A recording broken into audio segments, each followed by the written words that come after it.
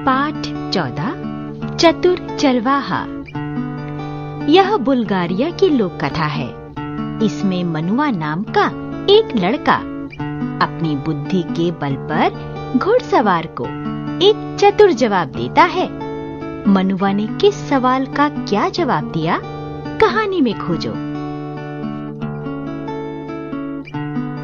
एक दिन मनुआ बड़ी सड़क के साथ वाले मैदान में अपनी भेड़ें चरा रहा था।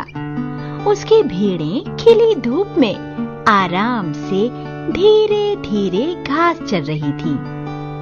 वह अपनी छड़ी पर टेक लगाकर खड़ा हुआ था और कुछ सोच रहा था। अचानक उसने अपनी छड़ी फेंक दी और खुशी से उछल पड़ा।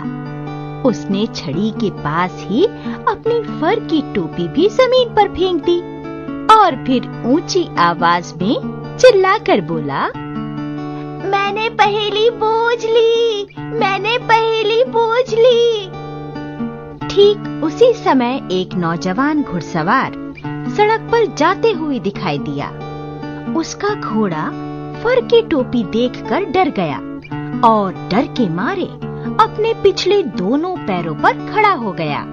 फिर घोड़ा आगे की ओर इतनी जोर से झटका देकर बढ़ा कि घुड़सवार के लिए उसे संभालना मुश्किल हो गया। जब घोड़ा थोड़ा संभल गया तो घुड़सवार चिल्लाकर बोला, ए लड़के, तुमने मेरे घोड़े को इतना क्यों डरा दिया? क्या तुम बिना शोर मचाए चुपचाप अपनी भेड़ें नहीं चरा सकते? मैंने जानबूझकर उसे नहीं डराया। अच्छा, तो फिर तुम चिल्लाए क्यों? तुमने अपनी फर की टोपी नीचे क्यों फेंकी? इसलिए कि मैं बहुत खुश था। अच्छा, तो तुम किस बात से इतने खुश थे? मैंने पहेली पूछ ली। कैसी पहेली? मैं तुम्हें बताता हूँ, पर घोड़े की बात पर तुम मुझे डांटना मत। यह पहेली बड़ी कठिन थी। मैंने पहेली पूछ ली है तो मुझे लगा कि मैंने बहुत बड़ा काम कर लिया है। अच्छा, पर अपनी पहेली तो बताओ। हाँ, वह क्या चीज है जो आदमी से ऊंची भी है और मुर्गी से छोटी भी? वह अज्ञात घुड़सवार सोचने लगा। वह सोचता रहा, देर तक सोचता रहा, किंतु पहेली बूझ न सका। अच्छा भाई, मैंने हार मान ली। वह क्या चीज है जो आदमी से ऊंची भी है और मुर्गी से छोटी भी? जनाब, फर की टोपी। फर की टोपी मुर्गी से छोटी है, पर जब पहन ली जाती है तो आदमी से ऊंची हो जाती है। तुम वास्तव में बुद्धिमान लड़के हो।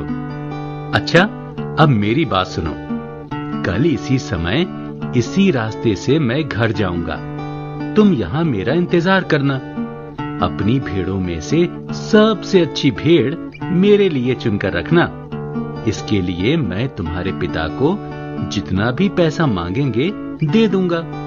पर याद रखना, भेड़ न सफेद हो, न काली, न भूरी और न ही चितकबरी। वह किसी दूसरे रंग की भी नहीं होनी चाहिए। ठीक है, मैं तुम्हारे लिए ऐसी ही भेड़ तलाश करूंगा जैसी तुम चाहते हो। अच्छा, तो फिर कल मिलेंगे। अगले दिन वह घुड़सवार भेड़ों के झुंड के पास आकर रुका और मनुआ से बोला, क्या तुम्हें भेड़ मिली जैसे कि मैंने तुमसे कही थी? हाँ साहब, भेड़ मिल गई।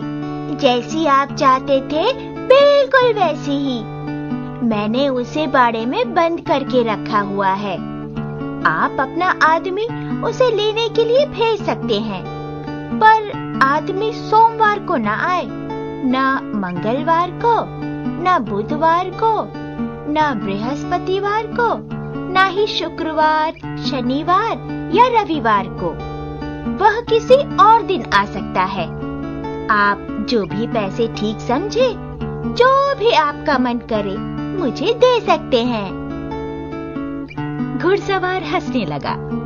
लड़के के उत्तर से वह बहुत खुश हुआ उसने अपनी सुरीली बांसुरी कमर से खींचकर निकाली और चरवाहे को दे दी। फिर बोला, यह तुम्हारे लिए भेंट है। मैं बड़े मन से यह सुंदर बांसुरी तुम्हें दे रहा हूँ। मैं चाहता हूँ कि जितने सुंदर तुम जवाब देते हो, उतनी ही अच्छी तरह यह बांसुरी भी बजाओ। अपनी भेड़ों के झुंड की देखभाल करते समय यह बांसुरी अपनी मधुर आवाज में तुम्हारा दिल बहलाएगी। यह कहकर घुड़सवार ने अपनी राह पकड़ ली। अरे वाह! मनुआ ने अपनी बुद्धिमानी से घुड़सवार का मन जीत लिया। घुड़सवार ने खुश होकर अपनी बांसुरी मनुआ को भेंट कर दी। बच्चों,